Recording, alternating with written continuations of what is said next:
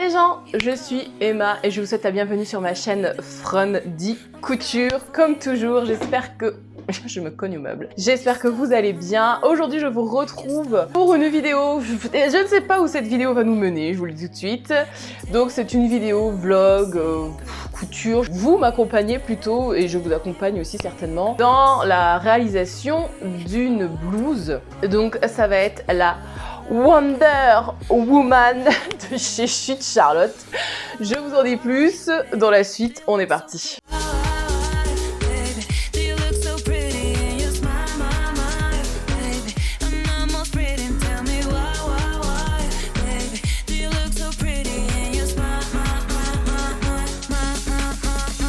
Avant de commencer, comme toujours, la tradition, ce que je porte, qu'est-ce que je porte? Donc, vous connaissez certainement mon blazer, ma veste de chez Mood Fabrics. Toujours dans le petit, je vous mets la vidéo qui lui est entièrement dédiée. Que je porte ici avec un t-shirt basique, mais pas tant, du commerce. Voilà mon t-shirt, un t-shirt de la Guadeloupe. Même si je ne suis pas guadeloupéenne, je vous le rappelle. Donc un t-shirt de la Guadeloupe, l'un de mes rares souvenirs de mon renfort en Guadeloupe au mois de septembre. J'y tiens particulièrement. Les boucles d'oreilles, ce sont des créoles que j'ai depuis moultasse, trouvées en Martinique il me semble, mais c'est pas de l'or, c'est de l'espèce d'acier inoxydable, je ne sais plus. La plante du jour, regardez-moi ça, je ne sais pas si vous connaissez cette plante-là, une Giruna. Donc c'est une plante d'intérieur, et alors regardez, elle a plein de petits poils qui sont violet. Donc c'est pas une plante qui est très connue. Elle est bébé hein, encore. Et pour qu'elle garde vraiment le côté violet, poilu, faut pas hésiter à la mettre à la lumière du jour, donc vraiment derrière une fenêtre. Allez, j'ai rien à dire de plus, on commence tout de suite en sachant que il est pas du tout 23 h madame. Qu'est-ce qu'il me raconte de truc là? Ma montre est pas du tout à l'heure. Il est 10h30 en sachant que j'ai très peu de temps pour filmer cette vidéo, puisque je dois partir au boulot à midi. Oui, vous avez bien entendu. Donc je pense que c'est une vidéo qui va être sur plusieurs jours, on verra bien. J'ai la créatrice de Chute Charlotte qui m'a contactée il y a plusieurs semaines. Ouh là là, on est au mois de mars, fin mars. Elle a dû me contacter en février peut-être. Oui, c'était ça, en février, pour me proposer de tester et de choisir un des patrons dans tous les patrons qu'elle a sortis. Je vais être très honnête avec vous, Chute Charlotte, je connaissais de nom, mais je m'étais jamais penchée sur les patrons. Je trouve que les modèles sont extrêmement féminins. Et a priori, ce serait justement pas vraiment mon style à moi. J'ai plutôt un style un peu plus urbain, on va dire.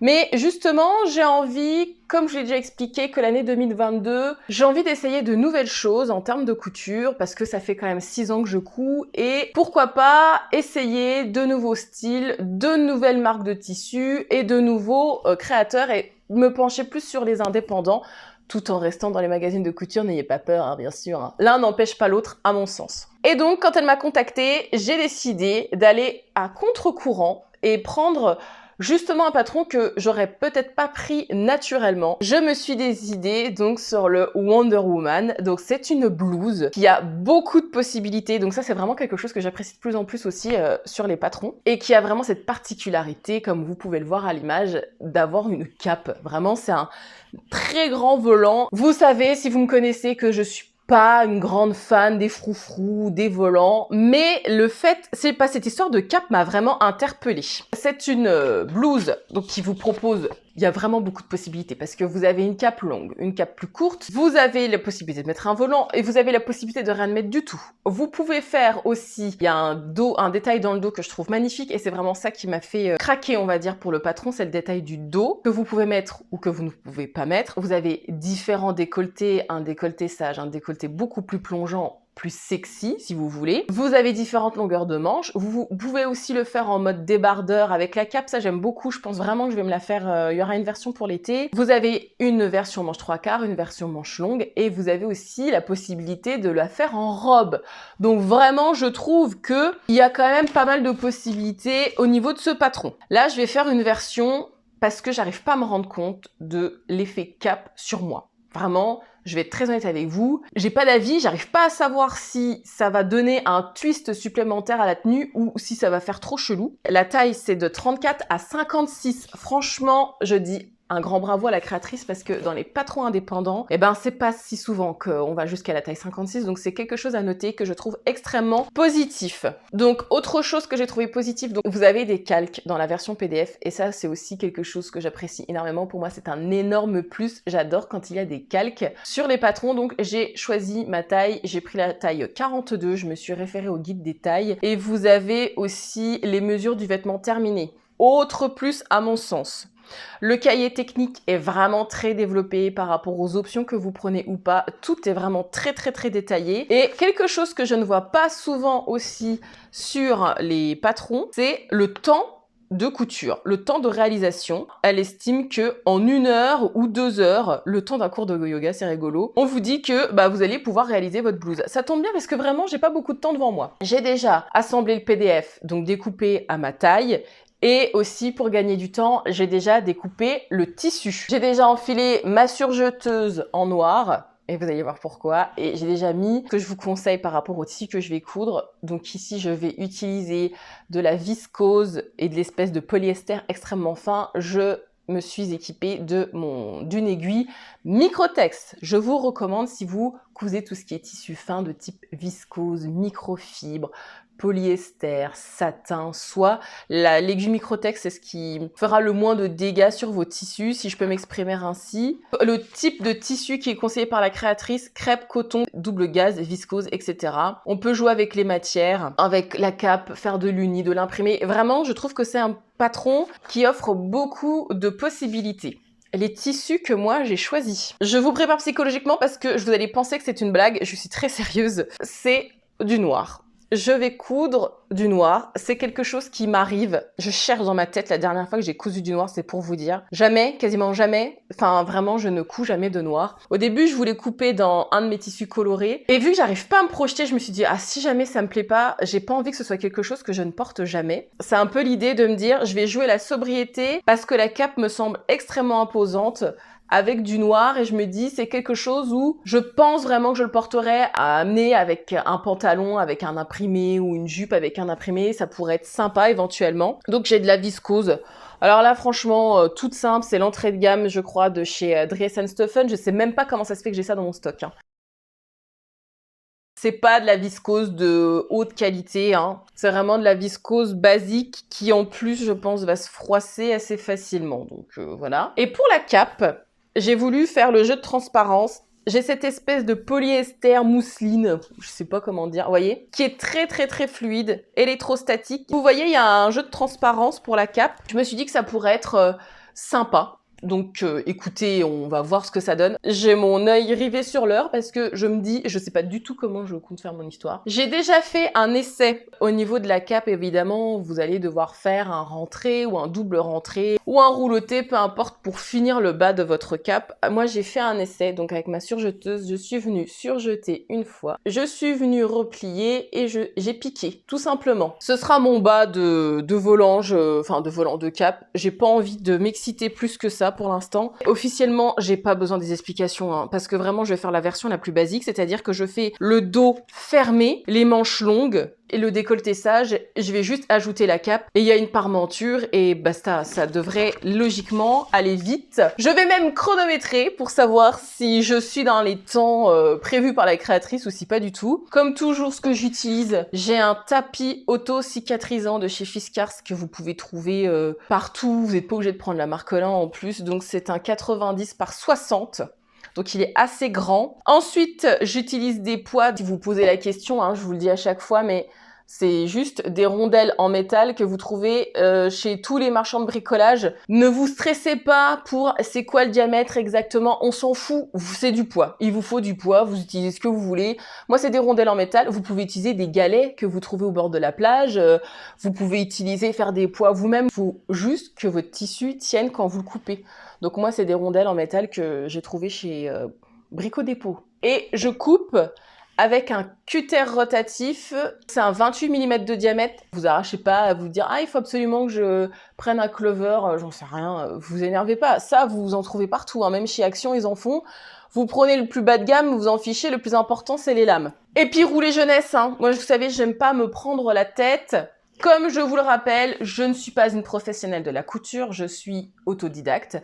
Je fais les choses à ma sauce. Si vous voulez avoir les vraies méthodes des professionnels de couture diplômés d'État, j'ai découvert cette chaîne il n'y a pas longtemps. Je vous conseille vraiment d'aller la voir si vous voulez en apprendre plus sur les vraies méthodes. C'est Eva Coupe.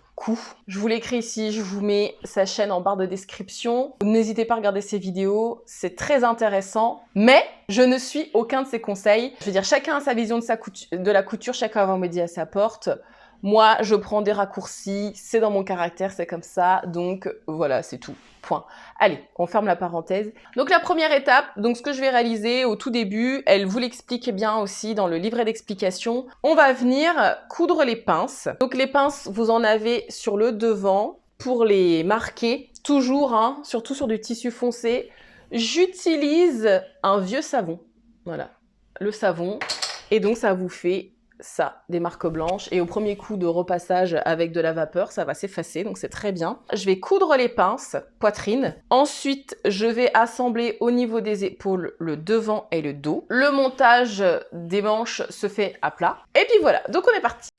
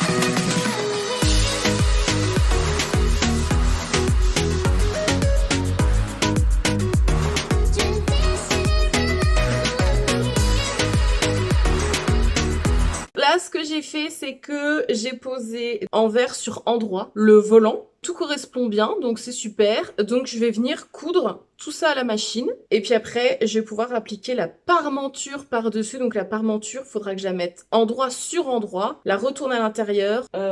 Ouais, bah quand je vois l'heure, je sais pas si je vais finir ça aujourd'hui. Vraiment, je ne pense pas.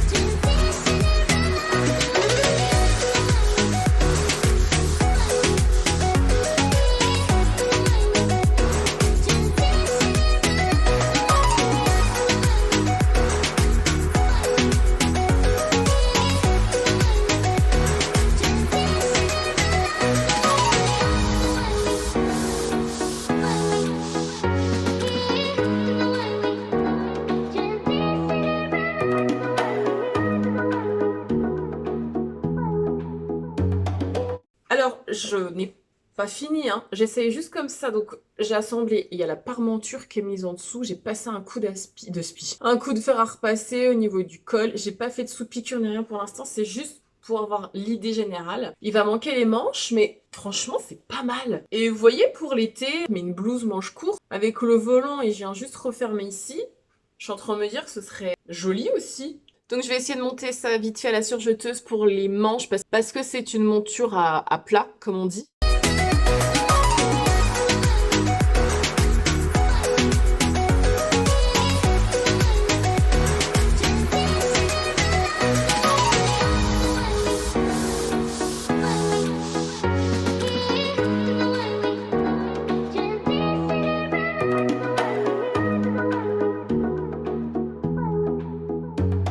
Alors je sais pas trop si vous m'entendez, j'ai pas mon micro, enfin bon bref. J'ai vraiment monté les manches Fast and Furious à l'arrache à la surjeteuse, mais écoutez, il y a pas vraiment d'embu hein. Il va falloir que je m'occupe de la parmenture pour la fixer beaucoup mieux que ça. Les ourlets du bas de manche sont pas faits hein. Et je l'avais juste rentré dans le jean pour me rendre compte. Ah oui, et puis il faudrait que j'enlève mon t-shirt, mais là j'ai pas le temps. Voilà la longueur.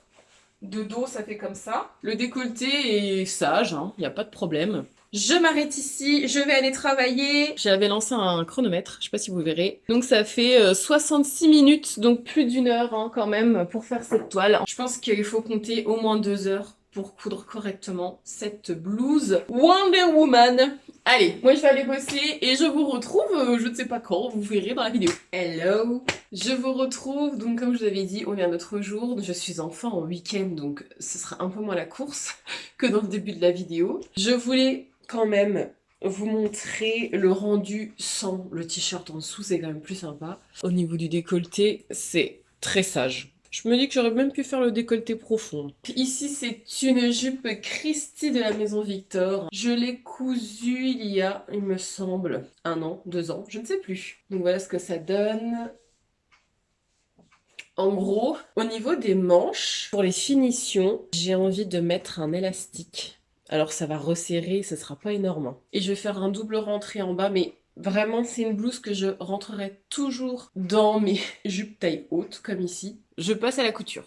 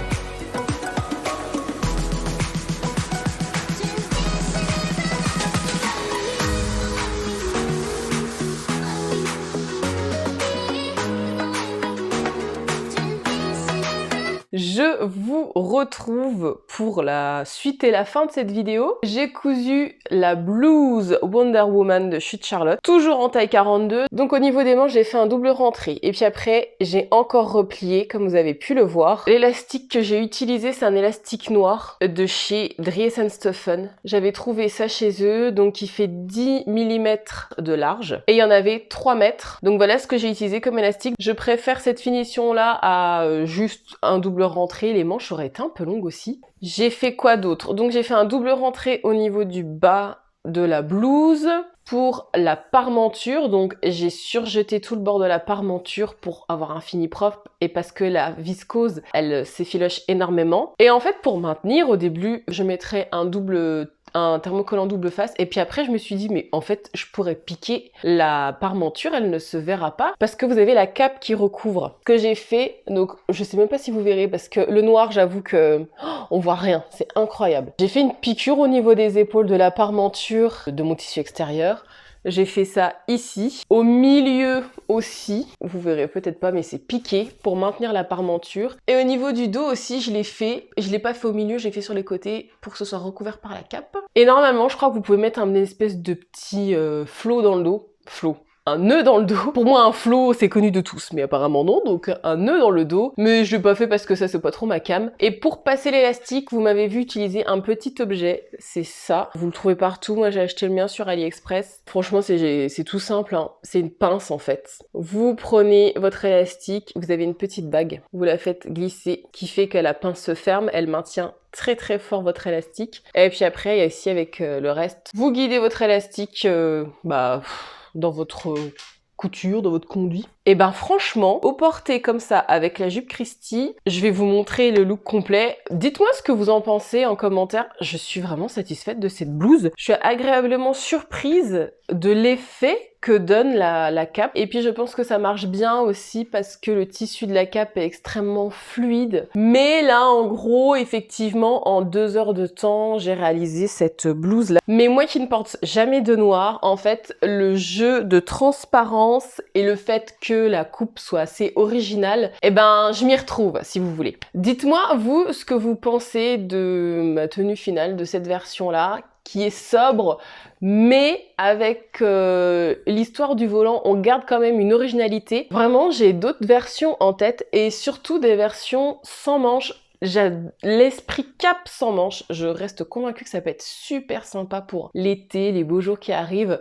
Donc c'est sûr que je vais faire d'autres versions de ce patron-là. Moi je trouve que les explications sont claires, le pas à pas est vraiment bien. Elle est très agréable à porter, je valide la taille 42. Alors les pinces poitrine, ouais, je les ai pas descendues. Comme d'habitude, elles sont trop hautes pour moi. Il faudra que la prochaine version, je les abaisserai. Alors là, c'est pas grave parce que avec la cape, on ne voit rien du tout. Ma prochaine version, j'abaisserai les pinces poitrine de 3 cm comme je fais quasiment pour tous les patrons. Hein. Allez, je vous laisse avec le look. N'hésitez pas à me dire ce que vous en pensez en commentaire. Baby,